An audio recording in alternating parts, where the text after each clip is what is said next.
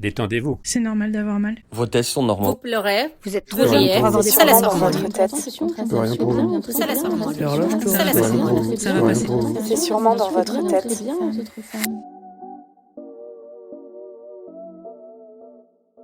Bonjour, je suis Amandine Mousset et je vous accueille sur le podcast So Over It, qui vous parle de santé des femmes et de leur parcours de soins.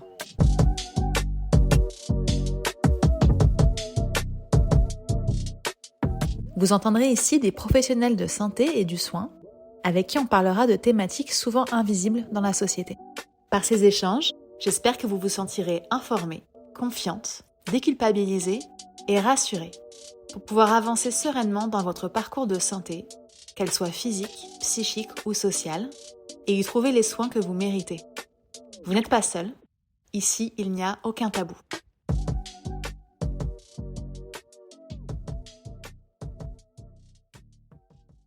Bienvenue dans ce premier podcast de So Over It, le podcast de celles qui en ont ras les ovaires de ne pas être actrices de leur parcours de soins. Aujourd'hui, nous abordons un sujet crucial, pas très léger, mais ô combien important, sur le rôle du corps dans la prise en soin des femmes victimes de violences. Pour en parler, j'ai l'honneur de recevoir Anissa Alec. Anissa est ostéopathe et son expérience de l'approche corporelle dans le psychotraumatisme au sein de la Maison des femmes lui a permis d'enrichir sa posture thérapeutique et de développer de nouveaux outils à partir des techniques ostéopathiques. Les violences faites aux femmes sont malheureusement une réalité alarmante et constituent un réel angle mort de la santé des femmes. En France, selon les statistiques de l'IFOP et de Nous Toutes, une femme sur 10 est ou sera victime de violences conjugales au cours de sa vie. Un viol ou tentative de viol est commis toutes les 2 minutes 30. Une femme sur 6 fait son entrée dans la sexualité par un rapport non consenti et désiré. Une personne sur 10 est victime d'inceste. Ces traumatismes, ces effractions, laissent des traces profondes, pas seulement dans l'esprit, mais le corps souffre lui aussi. Or, si les soins psychologiques sont de plus en plus intégrés, le rôle du corps, lui, reste trop souvent sous-estimé. Aujourd'hui, avec Anissa, nous allons explorer comment reconnecter les femmes à leur ressenti corporel, peut être une clé sur le chemin de la reconstruction. Nous parlerons des approches concrètes qui utilisent le corps et de l'importance pour les professionnels de santé et pour les femmes de prendre en compte cette dimension dans le parcours de soins. Bonne écoute. Bon, et bien écoute, on se lance. Oui, c'est vrai, c'est parti. Avec toi, je me sens en confiance.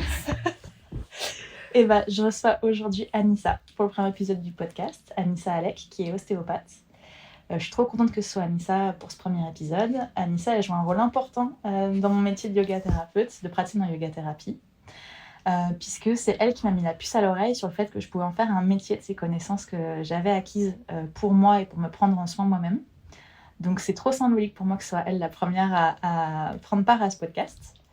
Donc bienvenue Anissa, merci beaucoup. Merci pour ton invitation. Je suis très contente de participer à ce premier épisode et ce retour que tu me fais, que je suis hyper, intimidée de savoir que c'est moi qui ai participé à ton lancement de carrière. Pour moi, tu étais déjà yoga thérapeute quand je t'avais vue en consul, donc... C'était trop important. Tu vois, j'avais besoin d'un papier à l'étrier. Le thème d'aujourd'hui, c'est justement la prise en soin des femmes victimes de violences et l'approche corporelle dans cette prise en soin.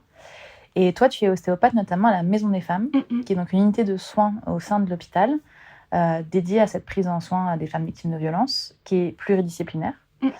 Comment t'en es arrivée à travailler au sein de la Maison des femmes ? Donc, quand je travaille à la Maison des femmes depuis 7 ans maintenant, et donc j'étais fraîchement diplômée d'ostéopathie, je m'intéressais à la santé des femmes, j'avais fait en post-grade des formations sur justement l'accompagnement des personnes qui souffraient d'endométriose, l'accompagnement en périnatalité. Donc en tant que jeune diplômée, je me sentais, ça y est, j'étais formée, donc je pouvais proposer ma candidature dans une unité de soins spécialisée santé des femmes. Et surtout, en fait, j'avais à cœur, une fois les études d'ostéo terminées, de travailler en équipe, ce qui est vraiment ce qui est pas du tout la voie royale quand on sort diplômé d'une école d'ostéo. Souvent, c'est l'installation en cabinet libéral, parce que c'était aussi un de mes regrets en étant ostéopathe, c'était que ça supposait donc d'être en cabinet libéral et que les personnes aient suffisamment de moyens pour avoir une mutuelle qui leur rembourse les soins d'ostéo. Donc ça manquait à ma pratique de m'adresser à un public plus large, plus précaire et qui n'avait pas du tout... Qui n'a pas pu bénéficier de tes soins. Qui n'aurait pas pu bénéficier de ces soins-là. Et j'ai été cueillie par le fait que j'ai appris au contact des patientes, surtout, et au contact des collègues après, ce que c'était que l'approche corporelle de personnes victimes de violences. Parce que tout d'abord, je n'y étais pas formée en cursus initial d'ostéo. Et je crois que c'est difficile de me remettre en tête ce que j'avais comme idée au moment où j'ai commencé il y a 7 ans. Mais je suis complètement tombée des nues face à ces patientes qui présentaient sur le plan somatique des douleurs invraisemblables, des tableaux cliniques invraisemblables relativement à leurs âges. Ouais. Oui, quand tu dis invraisemblable, c'est vraiment dans le sens qui sortait de ce qu'on a pu t'enseigner, et pas dans le sens que c'était pas croyable. C'est vraiment dans le sens. Je les croyais, et c'est juste que je me retrouvais avec des patientes jeunes qui avaient des douleurs chroniques articulaires qui auraient été que tu retrouves chez des femmes de 50, 60 ans, des parcours gynécologiques aussi complètement chaotiques, avec beaucoup d'antécédents de fausses couches, des antécédents d'IVG, d'importantes dysménorrhées, des dyspareunies. Donc douleur de règles, douleur au rapport. Ouais. Et elles étaient terriblement douloureuses. Elles ne comprenaient pas les manifestations de leur corps. Et au départ, je ne leur avouais pas mon manque de connaissances, mais moi aussi, je ne comprenais pas. Et c'est à force de les rencontrer, et elles étaient très assidues au cours des séances. Donc, en fait, bien que je n'y comprenais rien, je m'efforçais à travers les techniques que je connaissais, à essayer de soulager leur douleur. Et d'une certaine manière, ça fonctionnait parce que, en fait, il y avait un besoin qui n'était pas pourvu. C'était cette approche corporelle. Prendre soin et écouter les manifestations de leur corps et prendre ce temps-là pour pouvoir essayer de soulager, ou en tout cas, à travers le contact, les rassurer, les soutenir. Donc, elles m'ont fait confiance et elles m'ont mise en chemin. Parce que, en fait, au départ, je n'y comprenais rien. Vraiment, je disais, mais comment c'est possible? Et il y avait plein de nouvelles... Enfin, il y avait des patientes, notamment une que je garde souvent en tête, qui avait comme des convulsions, mais c'était pas vraiment des convulsions, c'était des contractions musculaires involontaires qui survenaient pendant le soin corporel, uniquement. Ouais. Le toucher, du coup, lui provoquait les convulsions. Le toucher lui provoquait ça, et c'était vraiment de manière involontaire parce qu'elle n'avait pas d'appréhension au toucher. Mais c'est juste que du coup, là, en fait, j'ai découvert aussi la diversité du langage non-verbal, de toutes les manifestations au cours de la séance, bien qu'elles aient formulé un consentement de oui, elles viennent en séance, elles s'y présentent. Je propose tout ce qu'il est possible de faire sur le plan ostéo, mais aussi je me suis formée à des courtes méditations, à une approche plus sophrologique avec un travail autour de la respiration, parce que pour certaines, le contact corporel n'était pas... pour amener de la sécurité, du coup. Ouais, pour amener... pour leur proposer un nouveau cadre où, en fait, elles puissent prendre ce temps-là, un rendez-vous avec leur corps, un rendez-vous à l'écoute de leur corps sans forcément apposer les mains et venir recréer de l'effraction par le toucher. Parce que ce qu'il faut savoir ou comprendre, c'est que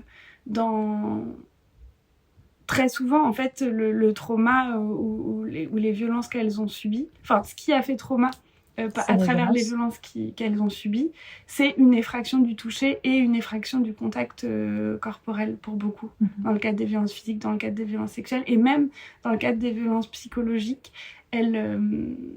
Les mécanismes neurobiologiques à l'œuvre quand la violence fait effraction dans le corps, dans la tête, c'est une coupure avec le corps et comme un écran ou où la personne ne veut de manière involontaire se coupe de la souffrance du corps. C'est si on voulait très vulgariser, c'est comme si il y avait une surcharge électrique et ça disjoncte sur un tableau électrique. Le cerveau fait disjoncter le corps parce que ce qu'on est en train de vivre est tellement insoutenable, c'est tellement une menace que du coup le cerveau, pour nous faire survivre, fait disjoncter pour qu'on soit plus vraiment là et qu'on n'ait pas à vivre ce qu'on est en train de vivre. Et donc du coup on a tout ce dialogue qui est un petit peu interrompu et qui est parfois compliqué à rétablir. Oui, il y a un phénomène assez fou qui, du coup, est de la sidération et de l'anesthésie au moment même des violences, parce que le cerveau n'est en incapacité de réagir et de se prémunir ou de trouver une solution. C'est dans le cas des violences conjugales, parce qu'en fait, c'est le partenaire en qui on devrait avoir confiance qui exerce la violence sur sa femme, ou les violences intrafamiliales quand on est enfant. Et qu'en fait, il n'y a aucune possibilité de fuir. Donc le cerveau ne trouve pas de solution à ce stress et à cette menace, et disjoncte. Le problème, c'est que cette disjonction qui a lieu au moment même des violences se poursuit bien au-delà dans le temps, et fait dysfonctionner le dialogue tête-corps, corps-tête. Et c'est là où les patientes, justement, ne comprennent plus les manifestations de leur corps, perdent leur boussole intérieure, perdent l'espèce de topographie de leur état intérieur, comment elles se sentent, quelles émotions elles ressentent. C'est rompu et perdu à ce moment-là. Et c'est le travail, l'approche corporelle qu'on peut proposer. Il y a effectivement une des portes d'entrée, c'est de soulager les douleurs. Et souvent, c'est pour ça qu'elles viennent. Parce que mes collègues sages-femmes, mes collègues gynécos, médecins G de la structure de la Maison des Femmes les orientent pour ça. Mais très vite, au-delà du soulagement des douleurs, il y a renouer le dialogue avec le corps et abaisser ce niveau d'anxiété qui est lié à l'interprétation des manifestations intérieures. Ce qui est une espèce de perte de contrôle avec le corps. Donc ça peut aussi créer une défiance vis-à-vis du corps. Le corps est douloureux, le corps empêche. En plus, il y a eu une effraction qui a été commise sur le corps, donc on peut retrouver cette dissociation du corps où on ne l'habite plus vraiment. C'est trop douloureux de l'habiter, et donc du coup on vit à côté. Le système de soins aussi est très confus. Voilà, quand il y a trauma, on est donc stress post-traumatique, si on va reprendre le vrai terme. On est plutôt orienté en psychothérapie, donc on travaille beaucoup sur la tête. Et on ne parle pas forcément de tout ce qui est symptômes corporels du traumatisme. Et les gens qui sont amenés à travailler autour du trauma travaillent de façon isolée en fait sur les différentes problématiques. C'est-à-dire qu'un ostéopathe qui va être consulté pour des douleurs de dos ou des douleurs répétées n'a pas forcément à avoir ce lien et cet historique, parce qu'on ne parle pas forcément en consultation d'ostéopathie de violences subies. La question n'est pas forcément posée, verbalisée. Et donc un ostéopathe peut s'occuper de quelqu'un pendant des années avec des manifestations physiques du traumatisme évidentes quand on le sait, mais sans faire le lien avec un traumatisme vécu.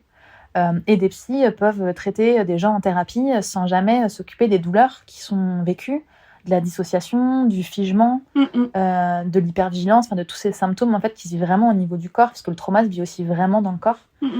Et donc on a cette évolution au niveau patiente qui peut être un peu compliquée, où les gens évoluent et traitent leur sujet, mais il y a parfois ce lien qui ne va pas se créer, et qui est le côté très unique en fait, de la Maison des Femmes, où il y a ce travail en pluridisciplinarité, et où on prend vraiment en compte tout l'aspect de la personne de façon très très globale.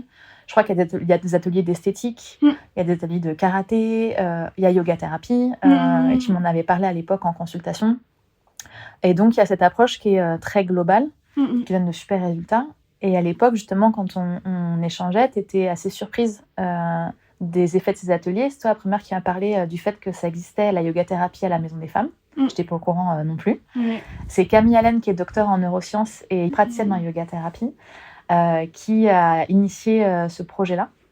Et à l'époque, tu me partageais, en fait, toi, le vécu que tu avais sur les ressentis du corps des patientes quand tu faisais ces ateliers corporels, que tu avais en fait un ressenti sous les mains et au niveau du toucher qui était très différent. Est-ce que tu peux un peu en parler là aujourd'hui ? Oui, ouais, c'était assez bluffant. Les patientes que j'ai en tête, c'est des patientes que j'avais déjà eues sur plusieurs séances d'ostéopathie.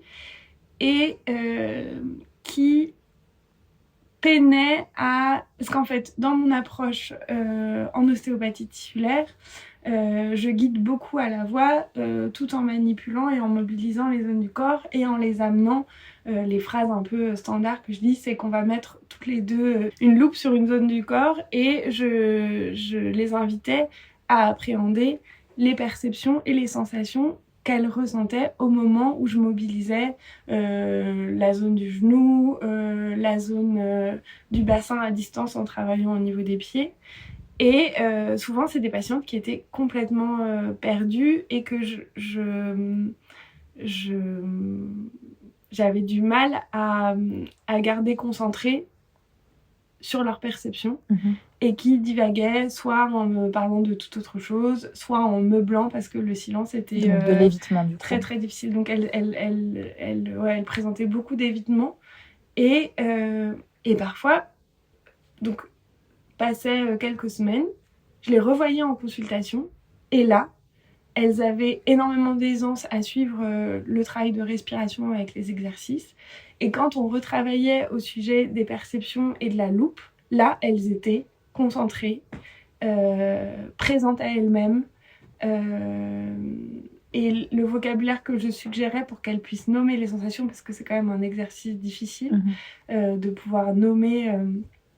finement ce qu'on ressent et avec précision et sans avoir aucune connaissance d'anatomie, c'est vraiment juste colorer ses perceptions de mots. Et hors trauma, ça reste compliqué pour beaucoup de gens de pouvoir nommer ces sensations. Ouais. Et du coup là, vraiment, je leur demandais mais qu'est-ce qui avait changé et qu'est-ce qui leur permettait d'être plus présentes aujourd'hui à elles-mêmes et à leurs sensations. Et donc elle me racontait un peu les semaines qui étaient passées. Et dans les semaines qui passaient, qui s'étaient écoulées entre nos 2 rendez-vous, et ben il y avait eu 2, 3, 4 séances, voire 5 séances de yoga thérapie. Ouais. Donc c'était assez bluffant à quel point elles avaient retrouvé une forme de cohérence de leur schéma corporel, une présence à l'ici et maintenant. Ce qui est vraiment l'enjeu en fait dans le travail, dans l'approche corporelle auprès des personnes victimes de violence, c'est tout le temps de réussir à les ramener dans l'ici et maintenant. On les a tellement dépossédés de leur corps, qui s'est retrouvé objet des violences pendant tellement d'années, et qui par les mécanismes involontaires pour les protéger de ces souffrances et de ces douleurs chroniques, du coup elles s'en sont effectivement coupées, donc elles sont pas du tout en lien avec les émotions ou les sensations qui les traversent, qu'il y a des zones qui sont quasiment engourdies ou anesthésiées. Et ça aussi, il n'y a plus de sensations. Où par exemple, des fois, je leur demande avec leurs mains d'appréhender une zone de leur corps, notamment le bassin, et des fois, elles réapprécient les limites de leur bassin en disant « Ah oui, il fait cette taille-là, parce que pour moi, il était soit plus grand, beaucoup énorme, plus petit, soit tout petit, soit quand on fait du travail de, justement, proprioceptif, ou que je leur demande de poser des... » Proprioceptif, j'explique juste, proprioceptif, c'est la perception du corps dans l'espace.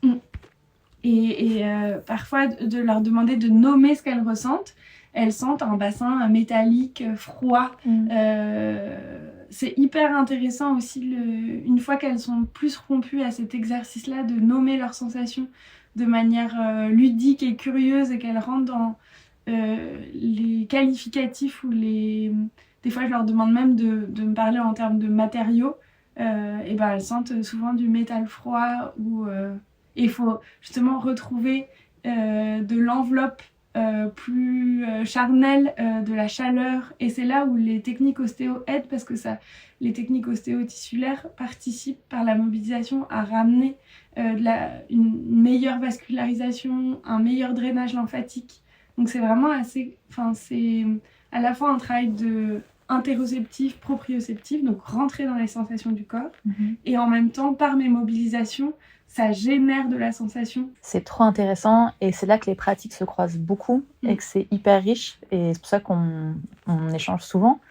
c'est qu'on retrouve en yoga thérapie des protocoles qui regroupent pas mal de ce que toi tu fais, avec justement cette évaluation des sensations corporelles, de ramener l'attention à l'intérieur du corps, de voir ce qui s'y passe, et en même temps de trouver des zones de neutralité aussi dans le corps, donc de pouvoir trouver des zones de répit pour pas être exposé de façon très frontale et très violente à ce qui est le plus difficile à expérimenter dans son corps. De redéfinir ses contours, et puis aussi de recréer des sensations dans le corps, de sécurité, de joie, d'espace, et de soulager vraiment aussi les symptômes tout court aussi, la douleur, des fois en venant étirer des muscles, ça va venir soulager certaines douleurs, et déjà rien que ça peut être très très chouette pour les personnes qui sont en cours de yoga thérapie. Nous, ce qu'on fait, c'est de trouver de la sécurité dans l'exploration des sensations et expérimenter que ce qui se passe dans notre corps, ce sont des fluctuations.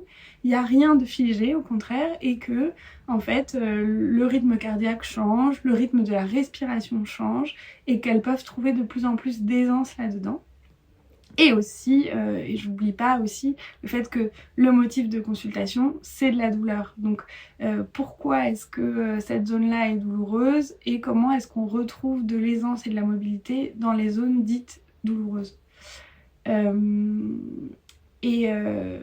qui est dommage, et c'est pour ça que j'ai fait des erreurs au démarrage, c'est que dans notre culture pro en ostéo, la peu de notions qu'on a du trauma, c'est que c'est un choc émotionnel enquisté dans le corps qui crée de la densité et de la résistance dans certaines zones du corps.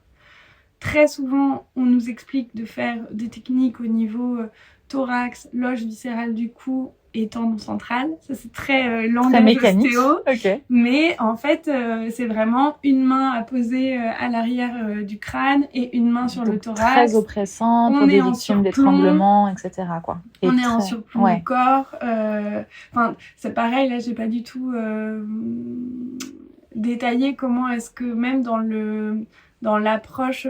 quel positionnement, donc quelle posture thérapeutique on adopte, ça c'est une chose, mais aussi quelle position dans l'espace on adopte avec la patiente. On avait beaucoup parlé à l'époque, c'était passionnant, on avait fait un dîner et tu me racontais que des fois tu plaçais un miroir quand tu étais derrière les patientes pour qu'elles puissent voir où est-ce que tu étais, que si la position sur le dos était compliquée parce que des fois on a vécu des violences quand on était allongé sur le dos, tu pouvais t'adapter.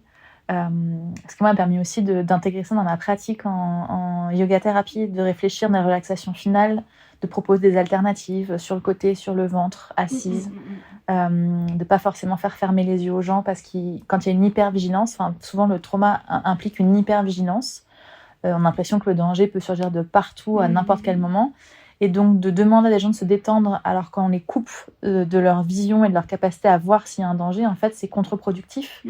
Et ils se relâcheront beaucoup mieux les yeux ouverts, même peut-être assis, et c'est pas grave, que dans une position qui leur évoque un événement traumatique, avec les yeux fermés, en étant privés de la possibilité de voir le danger arriver. C'est hyper... Et par exemple, quand je donne les cours, c'est moi qui suis dos à la porte. Exact. Et pas les élèves, parce que je pense que ce serait difficile pour elles de se détendre en ne voyant pas ce qui arrive à la porte de derrière. Donc, et ça, c'est des discussions qui m'ont beaucoup amené aussi à réfléchir ma pratique. Vraiment, c'est un savoir expérientiel et j'espère, et je le vois quotidiennement, à chaque intervention à la Maison des Femmes, que j'affine au contact des patientes, au contact des collègues avec qui j'échange, et même quand on échange toutes les deux, je continue à apprendre de toi les interactions que tu as avec le groupe en entier, parce que nous, on est vraiment sur une thérapie individuelle, un travail individuel. Mais les positionnements de l'échange au bureau au démarrage de la séance, où est placée la table en fonction de la porte, en fonction de la fenêtre, et qu'est-ce qui est dans leur champ de vision. Parce que pareil, quand il y a des réactivations, le contact visuel, c'est pas forcément le contact le plus privilégié, et garder un contact corporel, c'est pas non plus le plus sécurisant pour une patiente pour qui l'effraction s'est faite par le toucher, et quand elle est réactivée, elle est plus vraiment là, elle est dans son souvenir traumatique, et l'idée c'est pas de savoir où elle est, parce que là ça continuerait à donner du crédit à ce souvenir traumatique et à le rendre présent et actuel, c'est plus de la ramener dans l'ici et maintenant. Et parfois, c'est important aussi d'avoir un ancrage visuel, différents ancrages visuels au sein de la pièce où on consulte pour qu'elle puisse trouver celui qui est le plus favorable, le plus sécurisant. Mais oui, ça pareil, ça a été, j'ai appris parce qu'il y a des patientes qui ont été réactivées par le travail corporel et qui étaient, enfin vraiment c'est assez surprenant et c'est assez impressionnant de voir quelqu'un qui part et qui est plus vraiment là dans le regard. Enfin, il y a une espèce de voile qui se crée sur le regard, enfin une augmentation de la respiration, le pouls qui bat, c'est perceptible. C'est-à-dire que le corps réagit vraiment comme si le danger était présent et actuel. Là, tout de suite dans la pièce. Il n'y a pas de capacité en fait de ne pas se rendre compte que le danger n'est pas présent, n'est pas réel. Le système nerveux réagit de la même manière que si on était face à un lion, qu'il fallait courir. Donc les muscles se contractent. L'afflux sanguin est beaucoup plus fort, donc le cœur bat plus vite pour envoyer du sang vers les muscles pour qu'ils puissent faire le travail qu'ils ont à faire. On respire plus vite pour avoir plus d'oxygène aussi qui circule dans le sang. On dépriorise tout ce qui est digestion, reproduction. Donc si l'état justement d'hypervigilance est très très permanent, là tu parles de moment d'activation, mais sans être dans une période d'activation, l'hypervigilance au global va quand même recréer cette respiration qui est beaucoup plus superficielle, beaucoup plus rapide, les muscles très tendus. Et on va retrouver aussi justement des troubles digestifs, troubles gynécaux, parce que l'organisme dépriorise ces sujets-là qui tiennent pas de la survie. Et donc là aussi, du coup, l'approche corporelle va venir amener un peu de soulagement à tous ces symptômes qui découlent du trauma, mais qui ne sont pas évidents comme étant du trauma. On pourrait pas deviner chez un gastro-entérologue que la constipation chronique pourrait résulter d'un état d'hypervigilance. Ça supposerait, et là du coup on dérive un peu de ta question initiale, ça supposerait que tous les professionnels de santé soient formés sur le sujet des violences, sur l'impact neuro-endocrinien, neurobiologique, parce que ça a vraiment, le trauma c'est une effraction du psychique et du corps, et ça a vraiment un substrat neurophysiologique. Il y a un tableau clinique qui est très clair, et qui en plus je pense qu'il tendrait à être amélioré pour rajouter des symptômes qui sont pas décrits par exemple dans le DSM-5 et qui soient pas que, et encore même il y a trop peu de psychiatres formés aux troubles de stress post-traumatique complexes, aigus et complexes. Et alors juste pour repréciser pour les non-personnels médicaux qui écouteraient, le DSM-5 c'est l'ouvrage de référence qui recense les troubles psychiatriques et qui explique les symptômes qui correspondent à chaque trouble. Donc on va avoir le stress post-traumatique simple, c'est un événement qui met en cause ton intégrité physique ou psychique, qui se passe une fois et tu peux avoir après un stress post-traumatique. Le trauma complexe, c'est plutôt quand c'est des événements répétés sur une durée beaucoup plus longue. Tu peux pas t'échapper de la situation et tu vis des violences répétées ou des atteintes, parce que ça peut être des violences psychologiques, verbales, économiques. Ça peut prendre plein de formes différentes. On a beaucoup parlé de violences sexuelles et de violences physiques, mais ça peut vraiment se teinter de plein de façons différentes, la violence. Et donc le trauma complexe, c'est vraiment la résultante de cette répétition de la violence. Et quand c'est de l'interpersonnel, c'est quand c'est une personne qui nuit à ton intégrité, c'est pas un phénomène climatique ou c'est beaucoup plus délétère que ce soit un autre individu qui porte atteinte, qui menace ton intégrité physique et psychique. Et donc désolée pour l'interruption, mais en gros ce que tu disais, c'est que les professionnels de santé ne sont pas nécessairement formés au stress post-traumatique, même dans les professionnels de la santé mentale. C'est vraiment une spécialité très très très spécifique, qui nécessite une formation particulière de psychotrauma, si je ne dis pas de bêtises. Et donc, quand on est patiente, et je sais qu'il y en a qui écoutent qui sont en errance et qu'on cherche à se faire accompagner sur ces sujets-là, c'est important de sélectionner quelqu'un qui a une formation sur ces sujets-là, que ce soit le psychologue, comme les ostéopathes, comme en yoga-thérapie, comme dans plein de métiers, parce que c'est vraiment une spécificité qui amène des aménagements de notre pratique. Et que ça manque un petit peu cette spécialité en psychotrauma. Et c'est pour ça c'est chouette. Grâce à ça, je retrouve le fil de ta question. C'est que les erreurs que j'ai pu faire, et c'était lié à l'apprentissage que j'avais eu en école d'ostéo, c'est un trauma ou une violence crée un choc émotionnel et qui se transcrit sur le plan physique par une rétention, un manque d'élasticité, de souplesse de certaines zones du corps, donc qui tendrait à être libérée, et du coup d'aller agir directement sur la zone, et la libération physique serait doublée d'une libération émotionnelle, et la personne repartirait déjà plus soulagée sur le plan physique et sur le plan émotionnel parce qu'elle a réussi à décharger. Ouais, on retrouve ça beaucoup aussi en yoga, Ouais. en fausse croyance de yoga, avec un trauma qui est stocké dans les hanches, dans le psoas souvent aussi en particulier, et que tout ce qui est ouverture de hanche vient libérer le traumatisme aussi, comme si le trauma était enfermé à un endroit et que du coup d'étirer un muscle venait libérer tout le trauma. C'est très très véhiculé, il y a beaucoup de commerce qui se fait de toutes ces pratiques, et on sait que c'est incomplet, qu'en tout cas le travail en global, que l'approche corporelle potentialise la prise en soin au niveau psychothérapie. Camille Allen, dont on a déjà parlé, fait une étude sur le sujet à l'hôpital Ville-Évrard. C'est quantifié, on voit vraiment que l'approche de yoga en pré-traitement à la thérapie vient potentialiser les effets de la thérapie, donc c'est super chouette. Mais la yoga thérapie seule ne fonctionnerait pas pour venir accompagner ces patientes. Ouais. Et voir, en fait, là où j'émets un point de vigilance, c'est que cette approche-là, très volontariste et très libératrice de ces zones enquistées et de cette libération émotionnelle à tout prix, peut être dangereuse pour les patientes qui sont du coup vulnérables, qui ont été victimes de violences, parce que déjà le prérequis, ce serait qu'elles puissent déjà pouvoir se confier sur une éventuelle appréhension du contact corporel, une difficulté du coup à être touchée, certaines positions qu'elles peuvent ne pas adopter au cours de la séance. Ça, c'est une première chose. Mais surtout, poser les mains dans des zones qui ont été les zones cibles des violences subies, des violences vécues, et d'aller chercher à tout prix une libération émotionnelle, ça revient sur le terrain du souvenir traumatique, et ça peut soit les faire, on parlait de la fenêtre de tolérance, c'est la fenêtre où justement la personne est régulée, est en interaction, réussit à trouver suffisamment d'aisance pour se dire ses émotions, dire ses sensations.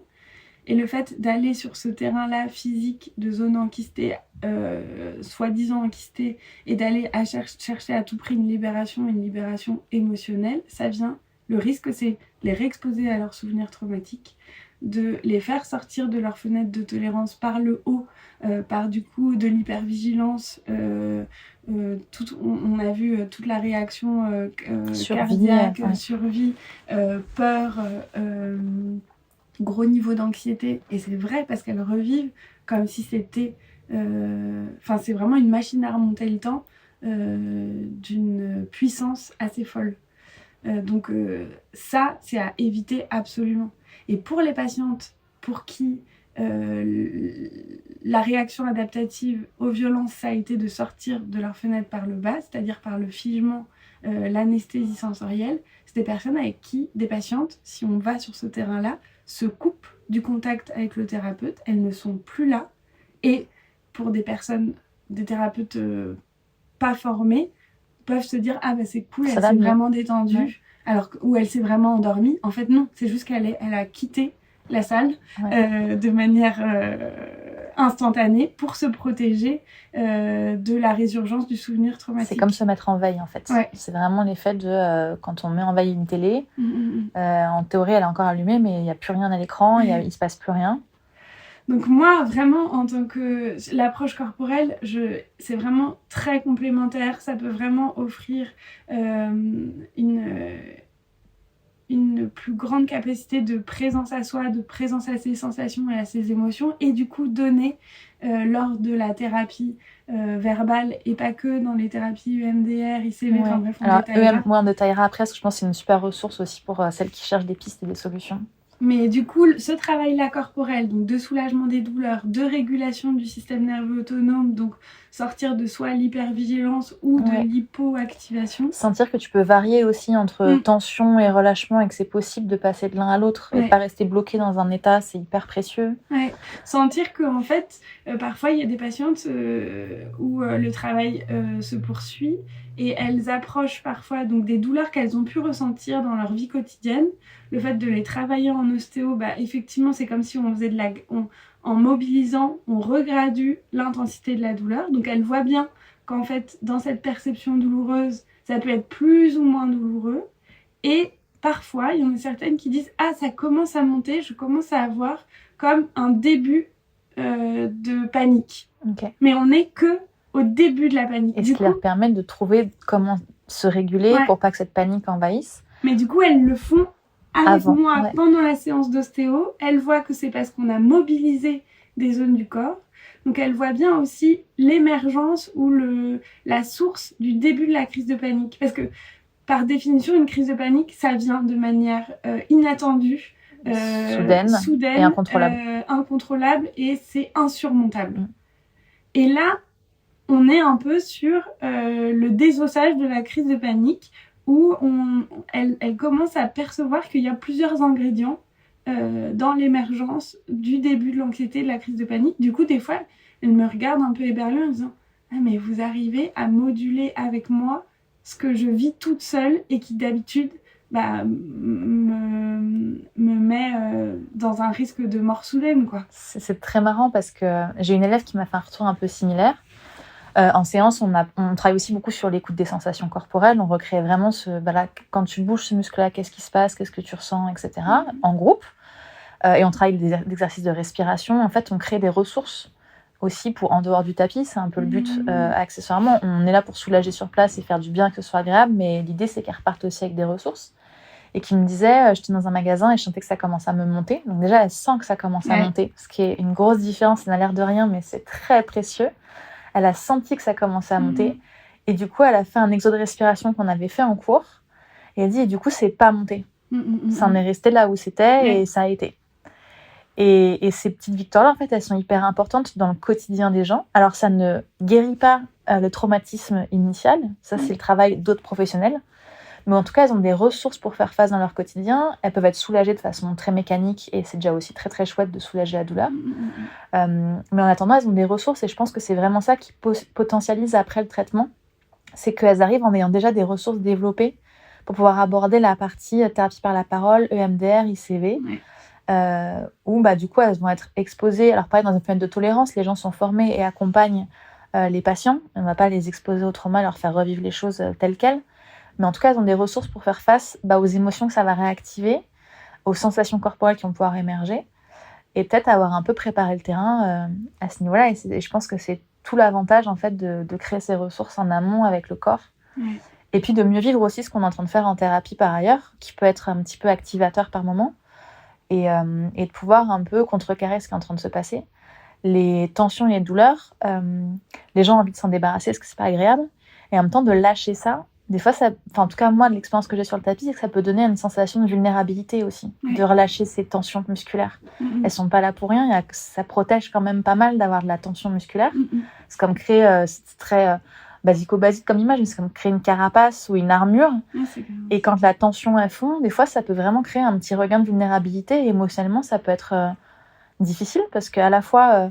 c'est trop chouette de ne pas avoir mal et de ne pas être en tension. Et en même temps, y a un truc qui lâche et on se sent un peu moins protégé. Donc de réaborder un peu tout ça et de pouvoir venir un peu détricoter les tensions au fur et à mesure qu'elles émergent quand il y a une thérapie en face qui va venir recréer de la tension parce que justement le corps en réaction va un peu se contracter pour faire face à ce qui existe. C'est hyper complémentaire. Ouais. Et même, c'est trop intéressant ce que tu dis, ce qui arrive aussi et que j'ai découvert dans l'approche pluridisciplinaire à la Maison des Femmes, ce qui est vraiment une chance d'avoir pu accompagner ces femmes alors qu'elles-mêmes elles étaient accompagnées en psychothérapie, c'est qu'elles me disaient que à mesure qu'elles reprenaient conscience de leur corps, de leurs sensations et de leurs émotions, elles arrivaient mieux à nommer ce qui les traversait pendant l'évocation avec la collègue psy de certains passages de leur vie. Pas forcément que des passages traumatiques, mais du coup, elles avaient beaucoup plus de facilité à nommer ce que ça provoquait en elles, et du coup, à réussir à mettre la limite avec la collègue, de dire « Ah oui, ça je peux l'aborder, ça je peux pas l'aborder ». Il faut vraiment pouvoir nommer ce que c'est qu'un choc émotionnel. Enfin, vraiment, au sein des violences, c'est que le fait de nommer les choses, ce qui s'est réellement déroulé chez la patiente, permet d'axer déjà la compréhension pour elle des conséquences que ça a pu avoir sur sa santé psychique et sur sa santé physique, et du coup de mieux orienter vers quel opérateur de soins elle peut se diriger. Parce que quand c'est minimisé sous l'aspect choc émotionnel, ou que c'est pas suffisamment bien nommé, ça crée beaucoup plus d'errance médicale, et ça crée justement des parcours auprès de thérapeutes qui sont dans des dérives sectaires, ou qui jouent avec la vulnérabilité des patientes. Et du moment où, en fait, pour le coup, la personne est formée, elle s'attache du coup à de la physiologie, à de la neurophysiologie, à expliquer comment c'est une cascade neurobiologique qui s'est activée avant même qu'elles aient pu en avoir conscience, et que les manifestations de leur corps au moment des violences subies, ou à retard, et qu'elles ne comprennent toujours pas parce qu'elles se retrouvent avec des symptômes 10, 15, 20 ans après, c'est le fruit de la physiologie humaine, et que c'est leur corps ou l'organisme tout entier qui a su développer des réactions adaptatives. Une fois que ça c'est nommé, ça les soulage déjà du fait qu'elles ne sont pas folles, et qu'elles n'ont pas juste somatisé quelque chose, je sais pas, parce qu'elles sont trop anxieuses, ou trop stressées. Dès que tu somatises, il est délétère. Ah ouais, moi je trouve qu'il est hyper...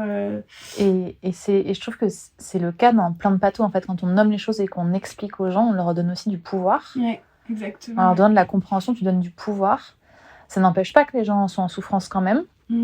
Mais je trouve que du coup, la façon dont les choses sont vécues est complètement différente. Et de rendre les gens actifs au fait de leur parcours a souvent un impact qui est hyper bénéfique. Et même si les gens ressortent en ayant quand même des souffrances en partant, de comprendre ce qui se passe, ça change énormément de choses. Ouais. Et comprendre aussi qu'il y a comprendre la neurophysiologie du stress chronique ou du stress extrême, c'est aussi comprendre la part d'involontaire, et à quel point c'est des mécanismes de survie qui ne dépendent pas c'est pas un manque de volonté. Non, c'est pas du tout volontaire. Vraiment, ça relève donc de ça enlève une énorme culpabilité aussi, de ce que les gens peuvent suivre aussi de leur entourage, de ces épisodes de dépression, de ces épisodes d'anxiété, d'hypervigilance, où les gens qui ne sont pas formés à ces sujets peuvent avoir un regard assez critique. Comme si les gens manquaient de volonté de s'en sortir, etc. Genre, t'as mal partout, c'est encore tu somatises encore parce que t'es trop stressée, trop anxieuse. La personne elle est en douleur chronique, ça l'amuse vraiment pas d'être en douleur chronique. C'est vraiment pas de sa faute, de comprendre que c'est pas sa faute, que c'est vraiment des mécanismes complexes du corps humain, du cerveau, des hormones, de plein de choses qui se passent dans le corps humain, et le corps humain est fascinant. Souvent ça aide énormément. Ouais. Et c'est vrai que c'est hyper intéressant, parce que du coup, souvent, elles sont, comme tu disais plus tôt, elles arrivent en disant mon corps m'a lâché, ce corps c'est mon boulet, que je me trimballe. Et du coup, c'est une entité à part d'ailleurs, le corps. Donc déjà, c'est une entité à part, et en plus, elles ne perçoivent pas d'abord pourquoi elles ont déployé pourquoi le corps est aussi fatigué, parce que moi du coup des fois j'augmente encore plus la dissociation en parlant vraiment d'une entité à part, en disant mais vous savez, votre corps a tenté de de faire tout ce qu'il pouvait pour vous protéger, et c'est parce que justement il a déployé autant de mécanismes d'adaptation que vous ressentez cette fatigue, que vous ressentez ces douleurs chroniques, et qu'en fait tout ça ça fait de vous une survivante. Et plutôt de retrouver un peu d'amour ou de curiosité pour ce corps cet organisme tout entier qui s'est défendu aussi longtemps de ces violences et du stress chronique que ça a engendré et qui continue à agir bien au-delà de l'exposition des violences, parce qu'il suffit pas que la personne ne soit plus en lien avec l'agresseur ou le système agresseur pour que les mécanismes neurobiologiques s'arrêtent d'eux-mêmes. Le problème dans les violences, c'est qu'il y a effectivement le choc, l'effraction psychique et physique au moment même des violences et toutes les conséquences sur le plan neuro-endocrinien qui persistent dans le temps et du coup créent de la pathologie chronique. Et elles sont parfois autant incomprises ou pas entendues, pas crues dans leur pathologie chronique que dans la source même parfois de ces pathologies chroniques qui sont les violences qui sont pas nommées, minimisées, banalisées. Donc c'est vraiment la double peine et pouvoir les remobiliser ou les renarcissiser en disant en fait au contraire vous avez fait un travail de dingue dont vous n'êtes même pas conscience, qui agit de manière involontaire dans votre corps. Votre corps au contraire est une machine merveilleuse, plus qu'une machine ce serait bête, il faudrait pas garder ce terme, mais d'une adaptation folle. Il y a j'arrive pas à trouver le bon terme. C'est une ingénierie mais c'est hyper complexe. Complexe que du coup on peine nous-mêmes à comprendre, de comprendre les enchevêtrements entre toutes les sécrétions neuro-endocriniennes qui aident à préserver mais qui à un moment deviennent délétères. Qui sont donc les hormones, les sécrétions neuro-endocriniennes.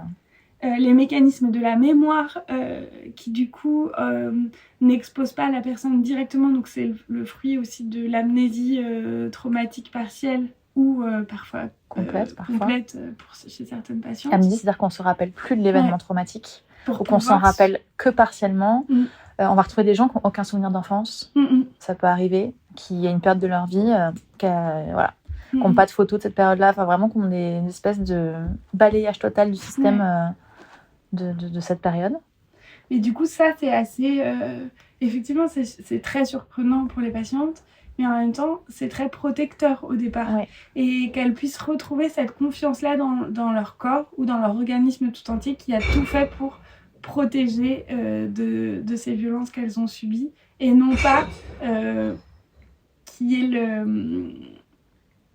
cet aspect où ce qu'elles gardent aussi comme vision de leur corps qui est un incapable, qu'elles se traînent, et plutôt de leur dire en fait il est incroyable ce corps.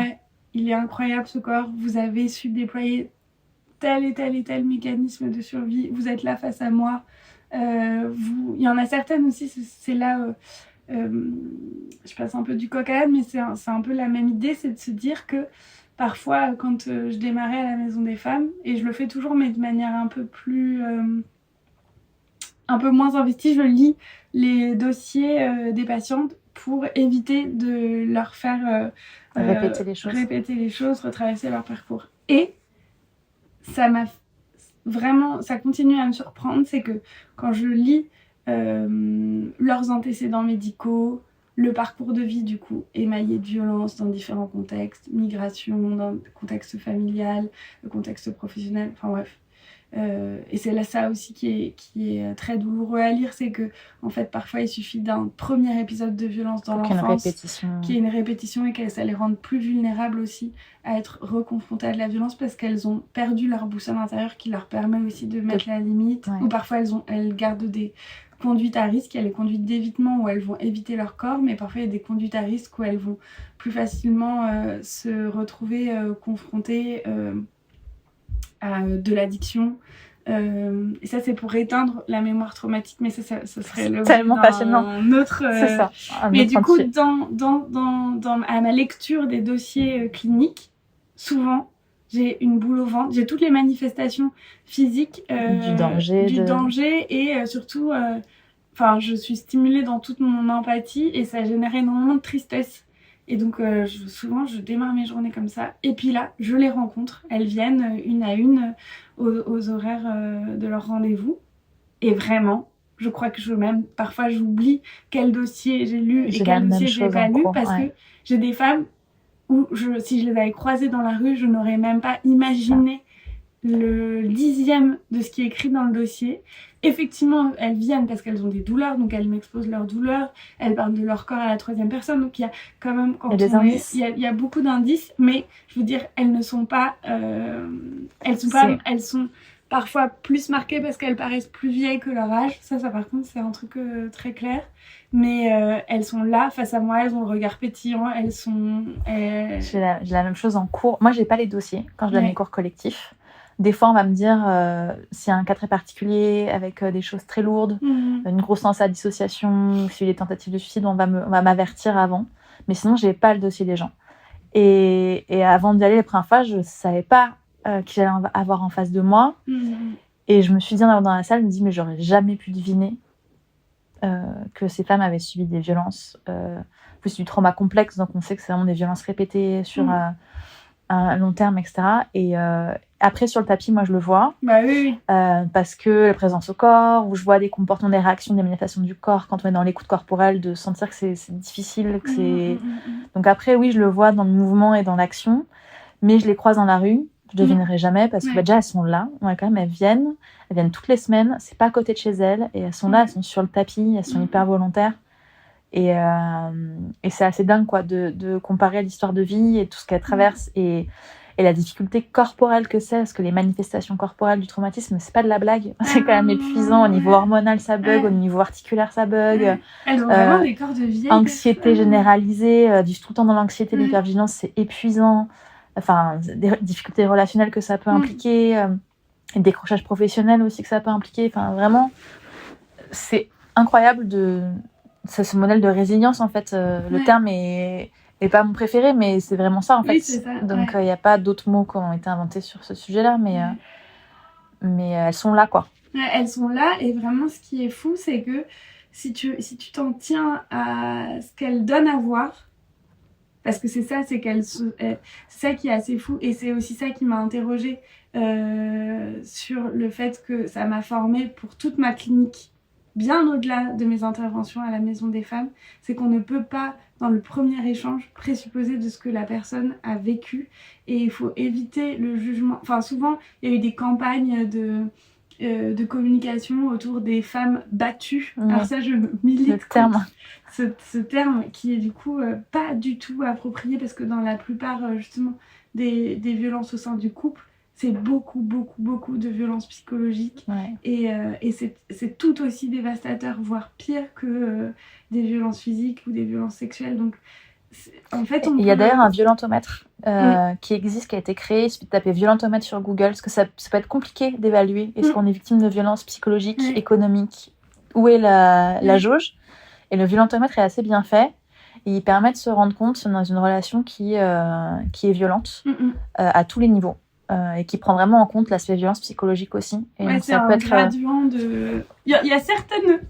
En en discutant avec des collègues, on s'est dit qu'on aurait pu modifier certaines attributions. Parce que c'est attribué du vert au rouge en fonction de l'intensité des violences. De la violence subie, je crois que c'est genre inquiétez-vous, partez. Enfin voilà, il y a différentes graduations.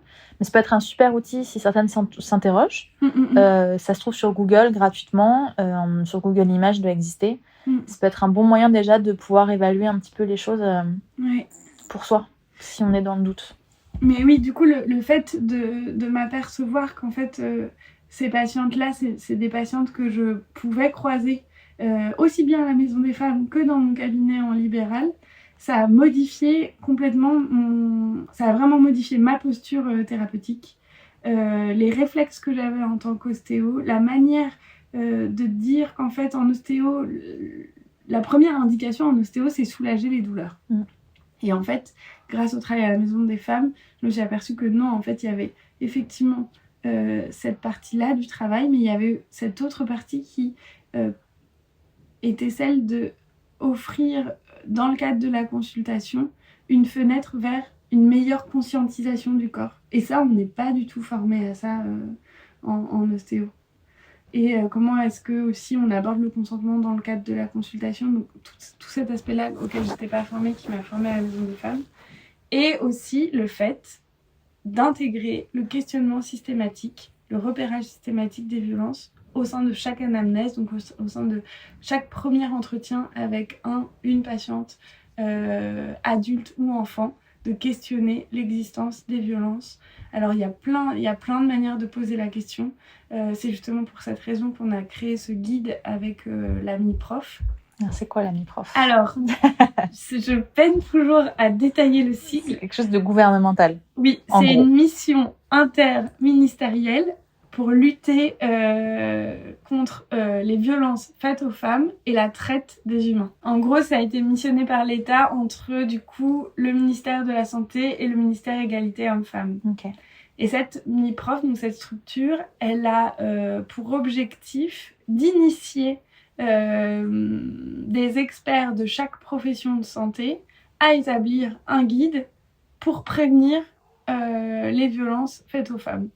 Donc chaque profession a son guide, ça va du guide pour les sages-femmes, les sages-femmes jusqu'au pédicure podologue, les chirurgiens dentaires ont leur guide. Et donc ça, n'importe quelle profession qui a envie de consulter ce guide, oui, qui s'interroge après écoute de ce podcast et qui se dit je suis pas du tout au fait de cette histoire-là, peut aller sur internet. C'est arrêtonslesviolences.gouv.fr okay. Et il y a l'onglet guide des professionnels, et au sein du guide des professionnels, donc il y a le guide par profession et des vidéos pédagogiques qui permettent d'aborder les différentes... Ça permet d'aborder comment est-ce qu'on inscrit le repérage systématique. Et du coup, il y a une vidéo d'un médecin généraliste. Comment est-ce qu'on aborde la question des violences dans la prise en charge en périnatalité. Quels sont les mécanismes neurobiologiques à l'œuvre lorsqu'on subit des violences. Qu'est-ce que ça impacte sur les structures du cerveau. Il y a énormément de spécialistes du coup qui sont... Il y a aussi toute la prise en charge juridique. Donc ça, c'était un premier pas en tant qu'ostéo de formaliser. Moi, ça m'a beaucoup intéressée de participer à ce groupe de travail parce que j'y ai participé en formalisant ma pratique ostéo auprès des personnes, des femmes victimes de violences. Et c'était quoi la spécificité de notre profession dans la prise en charge des femmes victimes de violences, enfin des personnes victimes de violences. Et du coup, moi, j'avoue que ça m'a mis le pied à l'étrier pour continuer. J'avais pour idée à un moment, à mesure de travailler à la Maison des Femmes et d'avoir, développé de nouvelles pratiques professionnelles. Je me suis dit, mais en fait, ces nouvelles pratiques professionnelles, je pourrais les formaliser et les transmettre à mes collègues pour justement qu'on évite d'avoir cette approche choc émotionnel du trauma et plutôt d'avoir une approche qui est respectueuse de la physiologie du corps, respectueuse des mécanismes neurobiologiques et qui participe justement à soulager les douleurs et conscientiser le corps.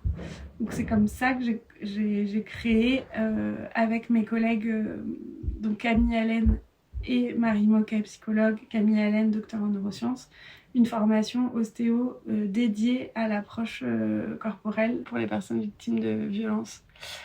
Et du coup, qui permet d'approcher à la fois le travail de l'ostéo, mais aussi la complémentarité avec le travail en psychothérapie.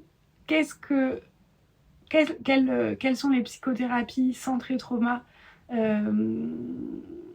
quelles sont les thérapies centrées trauma qui existent, et d'avoir l'éclairage hyper précieux de Camille Allen sur la partie neuro. Sur la partie neuro, et elle nous offre aussi toute une description de l'étude qu'elle mène, ou qu'elle a menée, parce que ça y est, elle est terminée, ouais. Les résultats... elle est en train de faire tout l'article, etc. Ouais. Donc, quelle étude dont on a juste parlé avant à l'hôpital à Saint-Denis sur le yoga en pré-traitement à l'EMDR dans le cadre du trauma complexe, pour laquelle j'ai la chance d'animer des sessions en yoga-thérapie aussi. Ouais. Et où les patientes sont hyper reconnaissantes de ton travail, puisque après je les suis en ostéo. C'est trop chouette de travailler tout ensemble. Ouais, C'est vraiment Et pour très laquelle chouette. Marie, la psychologue dont tu viens de parler, Marie Devala-Moquet, écothérapeute et est présente aux séances de yoga-thérapie pour sécuriser les patientes s'il venait à y avoir une activation difficile et douloureuse. Ce qui n'arrive pas, on est trop contente, Ouais. mais Mais la ça, c'est psy est parce que présente. tes ateliers sont bien menés et que Bah, justement écoute, tu... peut-être.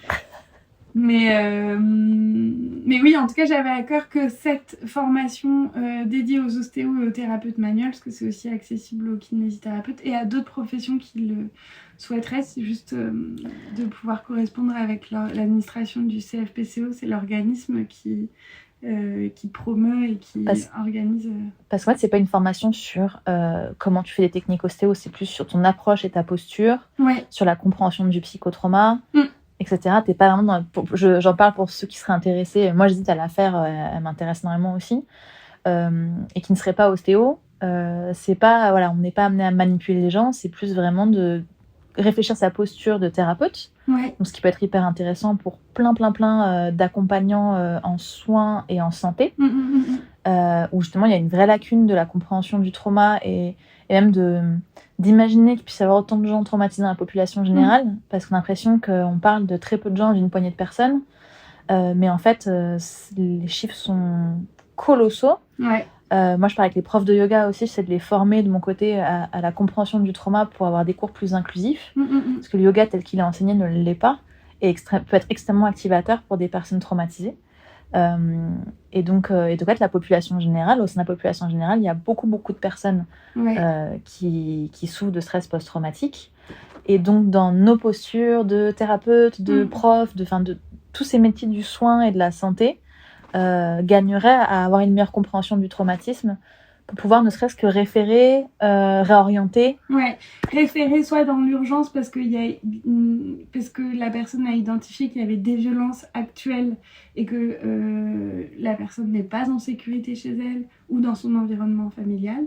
Donc ça, on est plus sur de l'urgence et le fait d'agir vite, toute proportion gardée sur l'état de danger dans lequel la personne se trouve. Et il y a aussi sur tout ce que toutes les pathologies ou à quel point le motif de consultation pour lequel la personne vient est en lien avec est une comorbidité de ce qu'elle a vécu par le passé et du trouble de stress post-traumatique complexe qu'elle a développé. Et du coup, ça évite énormément d'errance de pouvoir identifier avec elle qu'elle peut s'en sortir si et seulement si elle abaisse son niveau de stress chronique par le biais de psychothérapie ou de yoga-thérapie, parce que des fois la psychothérapie c'est pas ce qui est le plus simple à aborder pour les patientes. Si elles viennent chercher de l'approche corporelle, des fois elles sont réticentes à en avoir une approche psy, mais la plupart du temps ce qui est assez dingue, c'est que plus elles se perçoivent, plus on appelle ça le felt sense, plus elles ont une perception fine d'elles-mêmes et de leurs réactions, plus c'est simple après d'engager une psychothérapie, parce qu'il y a un lien de confiance qui est instauré avec au moins une personne, en l'occurrence l'ostéo ou la yoga thérapeute. Et du coup, ça permet aussi de retrouver de la confiance dans l'humain, parce que souvent, c'est aussi ça, les traumas interpersonnels, ça altère la qualité de connexion et d'interrelation ou de co-régulation avec d'autres humains. Et ça, c'est très délétère, parce que ça, tu l'avais dit, ça crée de l'isolement, ça crée... des problèmes dans les relations à autrui. Et du coup, c'est un manque de chance énorme de pouvoir s'en sortir. Parce que vraiment, ce qui nous permet de survivre en tant qu'humain, c'est de pouvoir collaborer, de coopérer, de s'entraider. Donc si le trauma altère ça, c'est que c'est vraiment un impact beaucoup trop puissant et contre lequel on doit vraiment lutter. Donc ouvrir la parole là-dessus, c'est aussi dire je comprends que tu aies pu vivre ça, mais ça n'est pas irréversible, c'est possible d'agir là-dessus et c'est possible qu'on se remette en lien et qu'on puisse, que l'accompagnement est possible et qu'il y a une porte de sortie de ces symptômes sur le plan physique et psychique. Donc ça restaure de l'humanité dans nos soins. C'est hyper important. Et ça, c'est vraiment... Et c'est vrai qu'on n'a pas forcément la même posture. Moi, je vois en yoga thérapie où je travaille avec d'autres professionnels de santé et du soin. Et des fois, on travaille ensemble ou avec d'autres ostéos. Et on n'a pas les mêmes récits les unes les autres parce qu'on n'est pas dans les mêmes postures. Moi, je suis pas du tout médicale et les patientes et les consultantes, dans mon cas, le savent. Et du coup, on n'a pas les mêmes récits. Et en travaillant ensemble et en se rapportant un peu nos consultations, on arrive des fois à débloquer des situations parce qu'on n'est pas dans la même posture et du coup, on nous compte pas les mêmes choses. Ouais. Et c'est hyper précieux. Ouais. Et c'est là où, effectivement, les patientes peuvent aussi, au départ, nous faire confiance quand elles peuvent aller consulter des personnes que l'on a fléchées parce qu'on les connaît. Ouais. C'est important aussi. On crée de la sécurité aussi dans le parcours. Ouais. Et aussi de leur proposer, ok, dans ce parcours, je vous oriente vers tel et tel collègue que je connais bien. Est-ce que vous accepteriez qu'on échange Absolument. à votre sujet ? Toujours le consentement, bien sûr. Ouais. Et parce qu'il y en a certaines qui, au départ, sont réticentes à aller consulter, mais une fois qu'elles ont été suffisamment mises en confiance dans un rapport individualisé, elles sont plutôt satisfaites et reconnaissantes qu'on puisse communiquer ensemble. Parce que du coup, ça veut dire qu'on va appréhender de manière plus fine la problématique qu'elle traverse ou les problématiques qu'elle traverse et pouvoir constamment réajuster nos prises en soin. Ouais. Et d'un point de vue pratico-pratique, j'ai adoré que tu aies une note très positive de on peut s'en sortir. Ouais. C'est quelque chose qu'on peut résoudre, qui est hyper important. Dans les pistes, justement, parce qu'il y a des personnes qui sont peut-être en errance qui nous écoutent, dans les pistes, je voulais qu'on reparle du coup de la Maison des Femmes. Rappelez qu'il y a des maisons des femmes dans plusieurs villes de France. Il faut aller sur Internet pour retrouver... elles sont répertoriées et donc elles ont toutes, a priori, cette approche pluridisciplinaire du soin et de la prise en soin des femmes victimes de violences. Donc c'est une première piste, ce qui est intéressante, parce qu'on sait que c'est compliqué de trouver des thérapeutes qui sont formés et bien formés au sujet et qui vont pouvoir prendre en charge ces thématiques. On a parlé de l'EMDR et de l'ICV. C'est un casse-tête aussi, la santé mentale. Est-ce que je prends rendez-vous avec un psychologue, un psychothérapeute, un psychiatre ? Est-ce que je fais de l'EMDR, de l'ICV, de l'hypnose ? L'EMDR et l'ICV sont les pratiques les plus reconnues à date pour la prise en charge du trauma dans le cadre des psychothérapies, si je dis pas de bêtises. ICV, c'est intégration des chemins de vie. Et EMDR, c'est Eye Motion Desensitization et Reprocessing. Voilà, c'est 2 techniques qui fonctionnent bien et qui ont des très bons résultats sur le trauma. Ça, c'est pour les petites pistes. En attendant, pour celles qui sont en errance, ça peut être des choses à aller regarder chez vous. Et est-ce que tu avais envie de rajouter quelque chose, toi ? Les pratiques les plus centrées trauma, elles sont plutôt issues des approches... sensorimotrices. Okay. Donc ça, c'est des thérapeutes sensorimoteurs. Okay. Il y a des annuaires à Paris. Donc Paris, effectivement, on l'a pas redit, mais on est quand même toutes les deux à Paris. Donc ça offre une diversité de professionnels assez dingue. Et du coup, c'est vrai que sur ces jeunes pratiques, donc la sensorie, les thérapies sensorimotrices, c'est hyper indiqué parce que ça fait vraiment le pont entre le travail en psychothérapie et le travail corporel. Et il y a aussi l'approche de Peter Levine qui s'appelle la somatic experiencing. Voilà. Et ça, pareil, il y a un annuaire et beaucoup de thérapeutes à Paris, un peu dans différentes régions de France, mais c'est quand même... Ouais. Et pour le réseau Maison des Femmes, donc à Paris, il y a plusieurs maisons des femmes qui sont... il ne faut pas hésiter à demander si elles sont sectorisées ou pas. Je sais qu'à Saint-Denis, nous, on reçoit uniquement les femmes du 93. Et après, il y a un réseau qui s'appelle le réseau Restart, qui recense toutes les maisons des femmes sur toute la France et même en Belgique.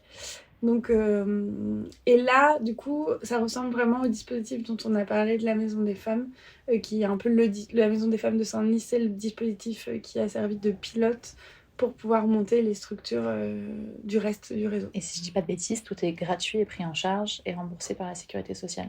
Oui. Ce qui est hyper important, parce que du coup, c'est un coût économique aussi d'avoir accès aux soins quand on a vécu du traumatisme. Exactement, oui. Et une petite ressource aussi en bibliothèque. Si jamais justement vous n'êtes pas sur Paris, que vous avez du mal à trouver des ressources, Il y a Le corps n'oublie rien, qui est un ouvrage très très très complet pour justement comprendre les effets neurologiques, biologiques du stress post-traumatique, qui est de Bessel van der Kolk. Professeur en psychiatrie. Professeur en psychiatrie, et qui parle beaucoup de l'approche corporelle notamment, mais qui explique vraiment bien comment fonctionne le traumatisme au niveau du cerveau, du corps humain, etc. Peter Levine, dont tu as parlé sur le Somatic Experiencing, a fait un livre qui s'appelle Réveiller le tigre. Et il y a des petits exos dedans. Alors, c'est évidemment pas suffisant pour une prise en charge, mais ça peut être déjà une première piste et ouvrir peut-être un champ des possibles qui peut être intéressant. Voilà les choses auxquelles je pense. Ouais. Et c'est vrai que là, je m'en aperçois, c'est la fin, mais ce qui est intéressant de rappeler, et vraiment ce que permet l'ouvrage de Bessel van der Kolk, c'est de comprendre l'approche bidirectionnelle du travail thérapeutique centré trauma. Donc c'est le fait qu'on puisse travailler de manière à renouer le dialogue du corps, du cerveau vers le corps, donc d'appréhender les sensations et de pouvoir analyser ce qui se passe. Et de pouvoir aussi, côté corps, diminuer, soulager les symptômes et diminuer aussi les symptômes d'hyperactivation ou d'hypoactivation par des techniques ciblées, le travail de respiration. C'est-à-dire, on peut court-circuiter en fait l'emballement. En faisant l'extrême inverse pour que le corps comprenne qu'il n'y a pas de danger. Dire, si mon muscle est détendu, c'est que je suis pas en danger. Si je respire tranquillement, c'est que je suis pas en danger. Donc en fait, ça c'est quand même très novateur et c'est génial que ce soit... c'est vraiment né aux États-Unis. Il y a énormément de centres de ressources sur l'approche neurobiologique du trauma et qui permet de dire qu'on peut vraiment agir ensemble à effectivement conscientiser le souvenir traumatique, mieux le ranger grâce aux thérapies EMDR, ICV. Mais il y a aussi, et c'est indispensable, de soulager les maux du corps et les manifestations corporelles qui, du coup, informent moins le cerveau du danger environnant ou du danger intérieur. Parce que le cerveau réagit aussi bien aux manifestations extérieures qu'aux manifestations intérieures. Trop bien. Ça fait plein de pistes. J'espère que ça vous sera utile et que vous y voyez un peu plus clair dans tout ce qu'est le trauma et de comment vous pouvez potentiellement aller chercher des ressources et vous faire accompagner. N'hésitez pas aussi à le dire si vous avez vécu des événements traumatiques, à l'annoncer à vos professionnels de santé s'ils ne vous posent pas la question. Quand vous vous sentez en confiance. Quand vous vous sentez en confiance, évidemment, mais du coup, vous avez aussi le droit d'en parler, même si la consultation n'a a priori rien à voir et que vous avez une appréhension au toucher, de pouvoir le verbaliser. Vous avez complètement le droit de mettre des limites aussi dans le cadre médical et même auprès de professionnels de santé. J'espère que ça a été riche quand on vous a raconté des choses qui vous ont intéressé. Merci beaucoup Anissa d'être venue faire ce premier épisode. Merci Amandine pour ta confiance et cette belle invitation. C'est toujours hyper agréable de discuter avec toi. C'était trop bien. J'ai plein de matières. Maintenant, il faut que j'apprenne à monter tout ça. Et puis en attendant, nous on va les manger. Oui. Et je vous dis à très bientôt pour un prochain épisode.